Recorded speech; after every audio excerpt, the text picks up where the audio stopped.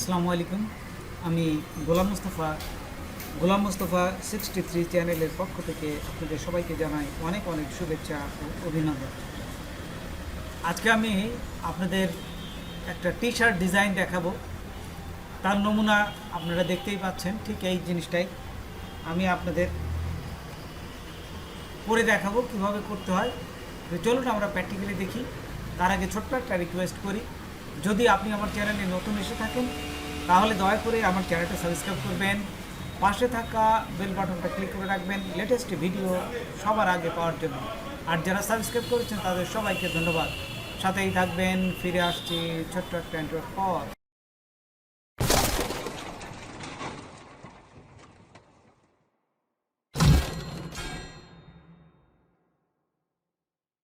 তারপর আমরা দেখুন অ্যাডোব ইলাস্ট্রেটরে আসার পর প্রথমে এখানে আসবো, ফাইল, তারপরে নিউ, তারপর এইখান থেকে আপনারা ইঞ্চিতে দেন, তাহলে ইঞ্চিতে দেন, এটা দিবেন হচ্ছে 12। দেখুন আমি মনে হচ্ছে এটা 12 এবং এটা 18 দিবেন, না এটা 18। তারপরে এখানে যা আছে CMYK কালার এবং হাই রেজলিউশন 300 PPI দিয়ে ওকেতে ক্লিক করব। ওকেতে ক্লিক করার সাথে সাথেই দেখুন দেখুন একটা আর্টবোর্ড এখানে এসে গেছে। এই আর্টবোর্ডটায় আমি একটা কালো ব্যাকগ্রাউন্ড দেবো। তো এইখান থেকে আমি এই যে রেক্টেঙ্গুলার নিলাম, রেক্টেঙ্গুলার নিয়ে ডবল ক্লিক করলাম। রেক্টেঙ্গুলার এখানেও ঠিক একই সাইজ দিবেন, যেমন 12। আবার এইখানে ঠিক একই অবস্থায় এখানে 12 দিবেন। এই যে 12 দিলাম, 12 18 দেবেন। 18 দেওয়ার পর এই যে ওকেতে ক্লিক করলাম। তারপর এটা ব্যাকগ্রাউন্ড দেবো কালো দিব, সেই জন্য কালো দিবেন। আবার যদি একদম মিসমিসে কালো, যদি 6টা 0 দেন তাহলেও মিসমিসে কালো আসবে, দিয়ে এই যে ওকেতে ক্লিক করলে কালো হয়ে গেল। তারপর এখান থেকে এই যে দেখুন হরিজেন্টাল অ্যালাইন সেন্টার এবং ভার্টিক্যাল অ্যালাইন সেন্টার দেওয়ার সাথে সাথে মেনলি এই আর্টবোর্ডটা সমান মাপের হয়ে গেল। তারপর কন্ট্রোল 2 দিয়ে এটা লক করে দিবেন। দেখুন এই স্লোগানটাই আমি টি শার্ট ডিজাইনে বসাবো, work hard and be proud. এবং এর ফন্টটা দিব এই ব্রুস ফন্ট। এই ফন্টটা আপনারা গুগলে সার্চ দিলে পেয়ে যাবেন, একদম সহজ ফন্ট। এটা কমার্শিয়াল ফ্রি ফন্ট। এবং দেখুন এই যেহেতু আমি ছোট আকারে লিখেছিলাম, ছোট হাতের লেখা, এটা বড় হাতের করতে গেলে এই যে টাইপের থেকে যায় চেঞ্জ কেস করলে এটা বড় হাতের হয়ে যায়। তারপরে এই চেঞ্জটা করার পরে আমি এই একটা এইখান থেকে রুলার নিয়ে নেবেন। যদি আপনাদের এখানে রুলার না থাকে তাহলে কন্ট্রোল আর দিবেন। কন্ট্রোল আর দিলে এই যে এই অপশানটা চলে আসবে, এখানে ধরে জাস্ট আমি রুলার নিলাম এবং এটাকে বড় করলাম। বড় করে জাস্ট আপনারা কাছাকাছি নেবেন, একদম কাছাকাছি নিলে দেখতে সুন্দর হয়, সেই জন্য কাছাকাছি নেবেন এবং বড় করে এই পাশে রুলার নেবেন। রুলার নিয়ে দুই পাশে একটা সাইজ করবেন। হ্যাঁ, এই যে আমি এই পাশে নিলাম, এই পাশে নিয়ে এবং সমান মাপের করবেন। তারপর দেখুন এই সবগুলোকে সিলেক্ট করে এই যে এইখানে এই যে হরিজেন্টাল সেন্টার এটি দিয়ে দেবেন। আচ্ছা, দেওয়ার পর এখন এইটাকে আমি জাস্ট এটিকে এক্সপান্ড করে দেবো। সবগুলো সিলেক্ট থাকা অবস্থায় দেখুন আমি এই যে অবজেক্ট গেলাম, এক্সপান্ড করে দিলাম, তারপর ওকেতে ক্লিক করবেন। তাহলে এক্সপান্ড হয়ে গেল। তারপরে এখন এই যে আনগ্রুপ করে দেবেন। আনগ্রুপ করে সবগুলোকে কিন্তু আপনি যদি মনে করেন একটু ফাঁকা বেশি হয়েছে, এই ফাঁকাটাকে কমাতে পারবেন। এই যে ছোটো ছোটো করে ফাঁকাগুলো দেখুন একটা একটা করে আপনি যতদূর মনে করে চোখের আন্দাজে আপনার ভালো দেখা যায় ঠিক সেইভাবে আপনি ছোট করে দেবেন। যেমন চাপাই দিচ্ছি দেখুন। তারপরে এই বিটাকে আরও ভিতরে অনেক ফাঁকা হয়ে গেছিলো, দেখতে খারাপ দেখা যাচ্ছিলো, সেই জন্য এটা আমি ভিতরে চাপাই দিলাম। এই যে চাপায় তারপর এটা সব যখন সুন্দর পজিশনে থাকবে তারপর এটাকে আবার বড় করবে না। সবগুলো যখন চাপানো শেষ হয়ে যাবে তখন এই ওয়ার্ডগুলোকে আবার গ্রুপ করে দেবেন। সবগুলো সিলেক্ট থাকা অবস্থায় জাস্ট গ্রুপ করে দেবেন। সবগুলো গ্রুপ করে দিলে আপনার আর সরবে না। সবগুলো গ্রুপ করে দেবেন, এই যে সবগুলো নিয়ে গ্রুপ করে দেবেন এবং সবগুলো টেনে আপনি বড় করে দেবেন। এখন দেখুন সবগুলো টেনে এই যে দুই পাশের যে রুলার দিছে রুলার অনুযায়ী বড় করে দেবেন। তারপর দেখুন এই সমান করা শেষ হয়ে গেলে তারপর এই যে লাইন টুল, এখান থেকে একটা লাইন টুল নেবেন। লাইন টুল নিয়ে দেখুন আমি এই যে আঁকছি, এক পাশ থেকে আরেক পাশ পর্যন্ত টানবেন এবং এই লাইন টুলটাকে আমি একটা কালার দিয়ে একটু মোটা করে দেবো। এই যে এইখান থেকে আপনারা যাবেন, এই যে স্টকটাকে একটু মোটা করে দেবেন। তারপরে স্টকটাকে মোটা করার পর দেখুন এখানে যে আরেকটা এই যে অল্ট চেপে ধরে আরেকটা নেবেন, অল্ট চেপে ধরবেন, আরেকটা নিয়ে যতদূর দিবেন তারপরে কন্ট্রোল ডি দিবেন। কন্ট্রোল ডি দেওয়ার সাথে সাথে দেখুন যে আপনি আরও যে কটা নেওয়ার দরকার ঠিক সে সমান মাপে হয়ে যাবে। আচ্ছা, তারপর এটা নেওয়ার পর আমরা এটিকে যতটুকু দরকার আপনি যদি মোটা করতে চান মোটা করতে পারেন।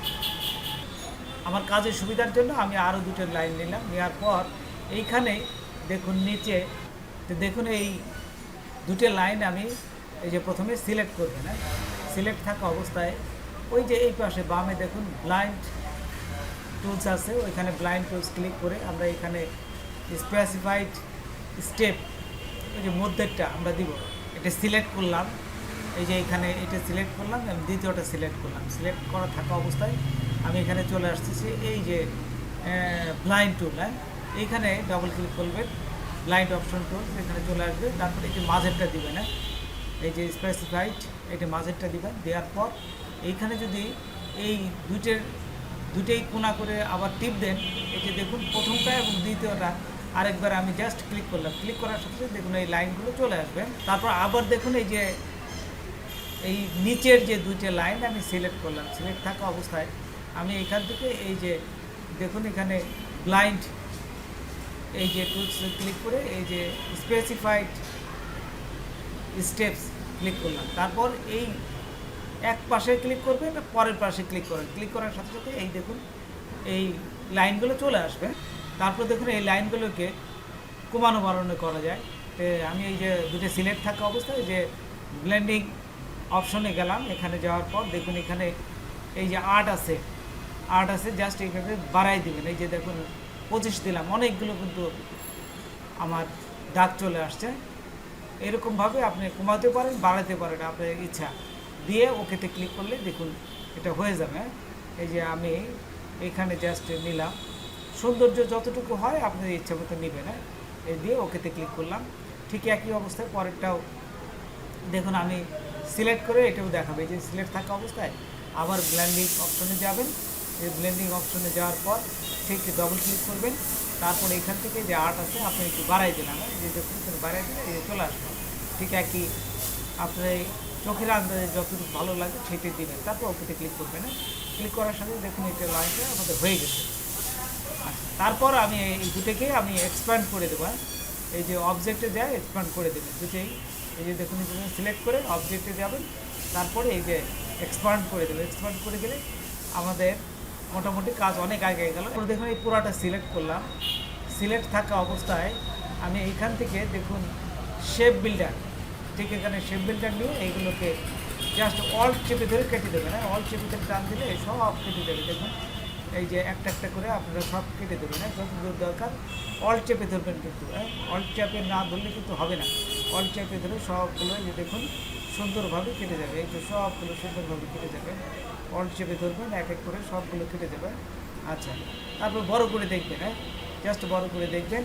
এই দাগের ভিতরে যেগুলো আছে সেগুলো কিন্তু কাটা যাবে। দেখুন এই যে এখানে এই যে আপনার এই যে কের মধ্যেখানে যে ছোট ছোট অংশগুলো লাইন দাগ আছে এগুলো কেটে দেবেন। অল্ট চেপে ধরে জাস্ট কাটলে আপনার কাটা হয়ে যাবে। অল্ট চেপে ধরে যেগুলো দরকার এই যে অল্ট চেপে ধরে এগুলো কেটে দেবেন। তারপরে এই যে পাশের যেগুলো এগুলো সব পারবেন আপনারা অল্ট চেপে ধরে জাস্ট একটা একটা করে করলেই আপনি দেখবেন সব কেটে যাবে।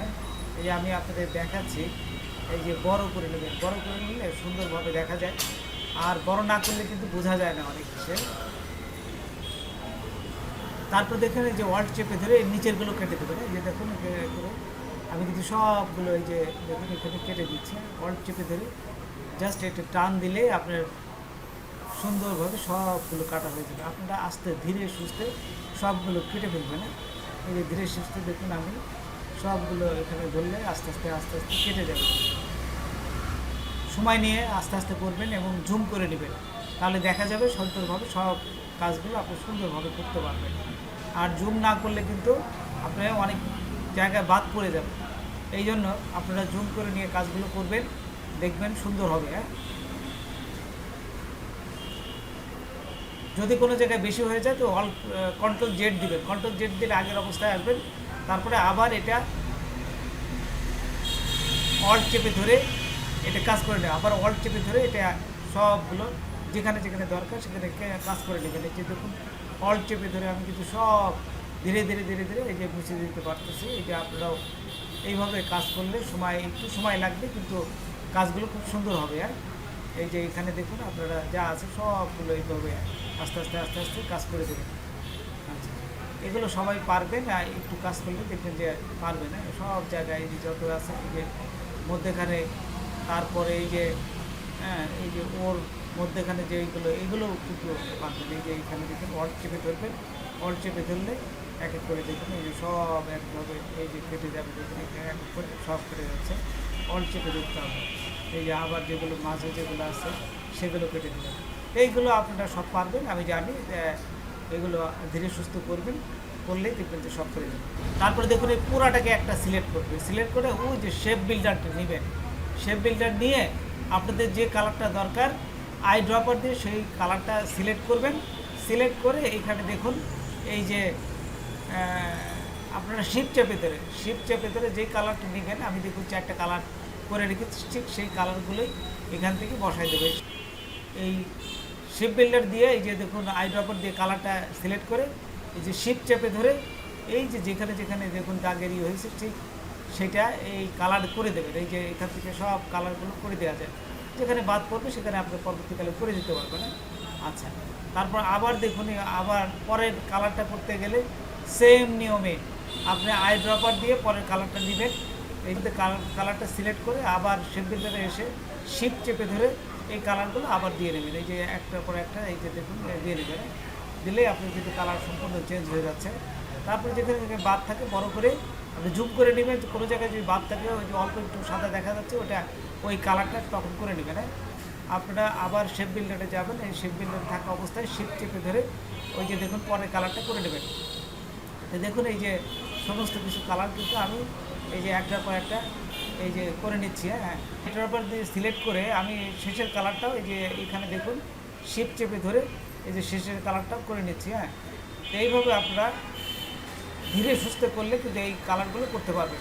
তারপর দেখুন এই যে শেষের যদি কোনোটা বাদ করে দেয় সেই কালারটাও আপনি যে আই ড্রপার দিয়ে পরে চেঞ্জ করে নিতে পারবেন। তারপর দেখুন যদি কোনো জায়গায় কোনো জায়গায় মিস্টেক পড়ে সেটাও আপনারা এই আই ড্রপার দিয়ে সিলেক্ট করে কালারটা নিয়ে আপনারা এই কালার চেঞ্জ করতে পারবেন। তো বন্ধুরা আজকে এ পর্যন্তই। নতুন কোনো ভিডিও নিয়ে আবার আপনাদের সাথে হাজির হব। যদি আমার ভিডিওটা আপনাদের ভালো লাগে বা কোনো উপকারে আসে তবে অবশ্যই সাবস্ক্রাইব করবেন আর বন্ধুদের মাঝে শেয়ার করবেন। ধন্যবাদ সবাইকে। আল্লাহ হাফেজ।